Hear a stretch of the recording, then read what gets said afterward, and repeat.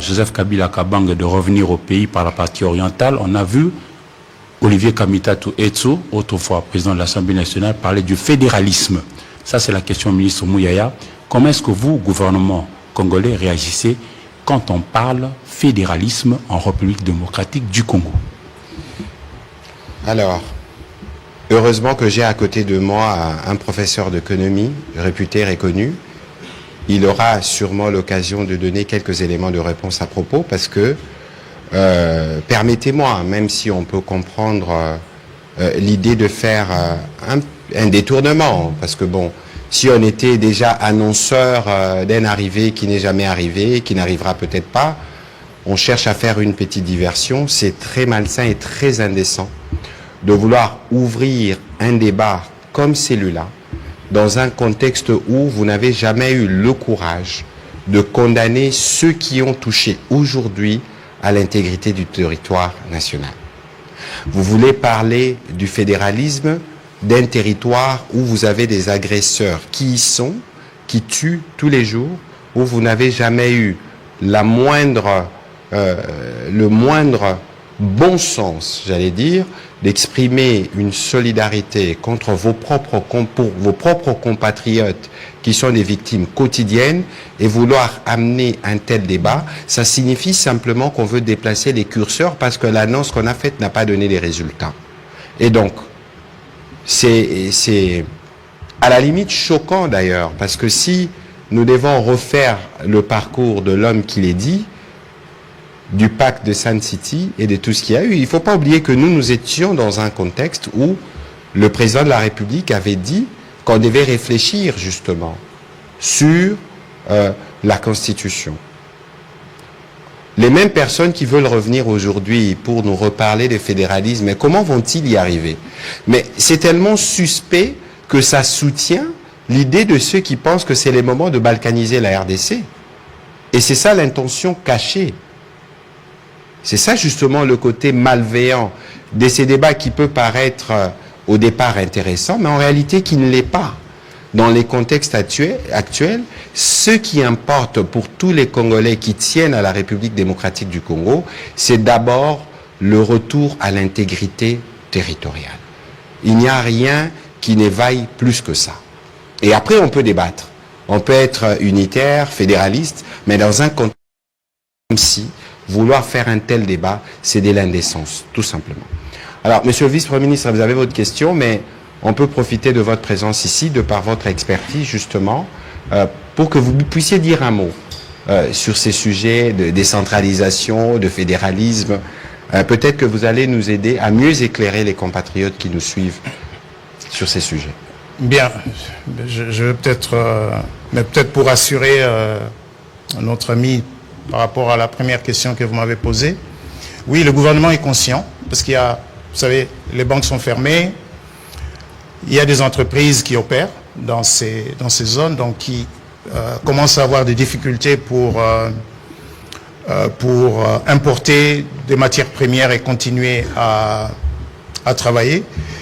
Nous avons eu des échanges qui vont se poursuivre. J'ai personnellement invité un certain nombre d'entreprises qui ont des opérations dans ces zones pour le 24 avril, pour une réunion avec la FEC et le ministère de l'économie, de manière à trouver les voies et moyens de faciliter la continuation de leurs opérations économiques dans le cadre restreint des opérations bancaires, pas seulement des opérations bancaires, mais il y a plein d'autres problèmes qui se posent pour des entreprises basées à Goma, basées à Bukavu, qui doivent importer des marchandises ou des matières premières de l'extérieur afin de continuer à fonctionner. Parce que, pour revenir à la question d'emploi qui a été posée, si ces entreprises fermaient, ce seraient d'autres Congolais qui vont se retrouver au chômage, et nous voulons bien éviter cela. Alors, pour parler de... Bon, enfin, je crois que le moment est un peu suspect de parler de fédéralisme, alors que la bataille qui vaut la peine pour le moment, c'est la bataille de la restauration de l'intégrité du territoire national. mais l'auteur de cette idée, M. Olivier Kamitatou, est dans le pays aujourd'hui la personne qui a la meilleure connaissance de ce débat, parce qu'il fut président de l'Assemblée nationale du Parlement de transition, qui avait eu justement à rédiger la Constitution. Je peux affirmer, pour l'avoir entendu personnellement dire, que lui, il a les minutes de débat. Et ces débats avaient été houleux, notamment sur cette question entre l'unitarisme et le fédéralisme. Et ces minutes, c'est-à-dire la transcription de ces débats, je crois qu'il les a. Et un jour, quand il pensera rédiger ses mémoires, peut-être de rendre public, de nous retracer, de nous replonger dans cette salle où se tenait ce débat, dans les pour et les contre, qui ont poussé pour produire la Constitution que nous avons aujourd'hui, qui a un État unitaire et largement décentralisé.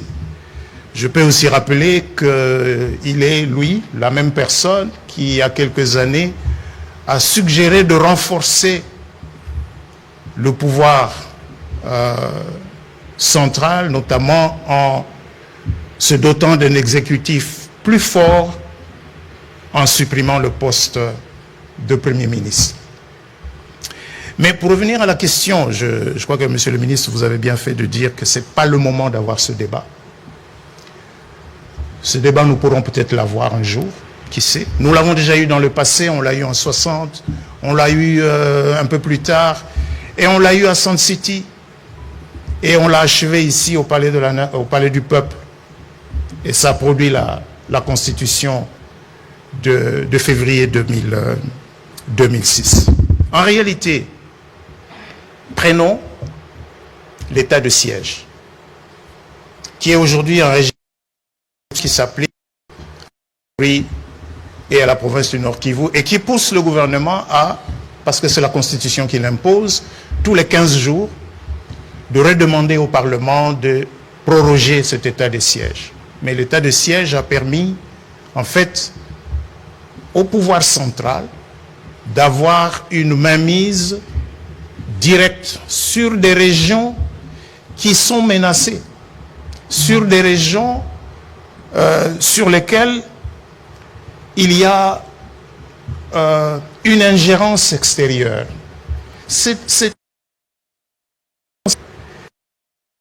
Maintenant, avec un Congo oriental, parce qu'après il va encore falloir décider sur quelle ligne on va diviser les États fédérés. Et puis on va encore avoir un débat sur est-ce que c'est des États fédérés ou c'est des États confédérés. Non, aujourd'hui, retrouvons d'abord l'intégrité du territoire national. De la même manière, comme je l'ai dit tout à l'heure, que le gouvernement a fait fort, chez l'État n'a pas flanché.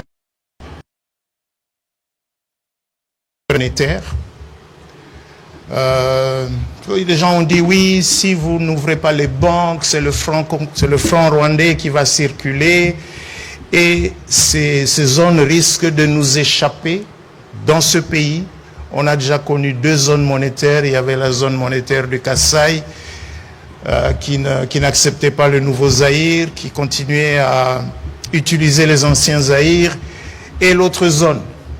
Et puis un jour, les 2 zones ont été réunifiées et nous sommes restés un seul pays, un pays uni.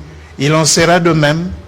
Nous allons retrouver ces parties du Nord Kivu et du Sud Kivu qui sont occupées pour que le Congo demeure un seul pays uni et le débat sur la forme de l'État, Il reviendra peut-être, mais pour l'instant, nous avons peut-être intérêt à d'abord faire fonctionner ce système d'un État unitaire largement décentralisé. Et là, il y a de la matière. Il y a de la matière pour faire fonctionner la Caisse nationale de péréquation.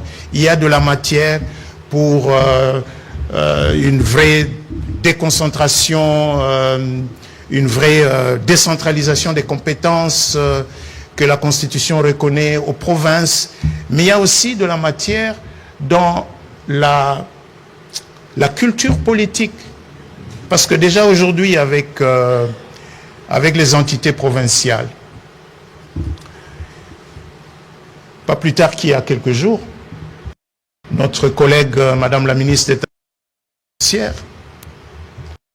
Conseil des ministres, de la situation qui prévaut dans la plupart des provinces où des gouverneurs nomment, alors qu'ils n'en ont pas le droit, des conservateurs des titres immobiliers, de leur obédience, comment je dirais, cette tendance à vouloir se fermer sur entre nous. C'est pas ça l'unité nationale, et c'est certainement pas le moment. Voilà. Certainement pas le moment d'ouvrir ce débat. On ne va pas en dire davantage. Je crois que vous avez fait le bon rappel. On ne va pas renoncer à ce qu'on était par les passés parce qu'il faut servir le maître d'aujourd'hui. Heureusement que l'histoire existe. On va prendre l'équipe.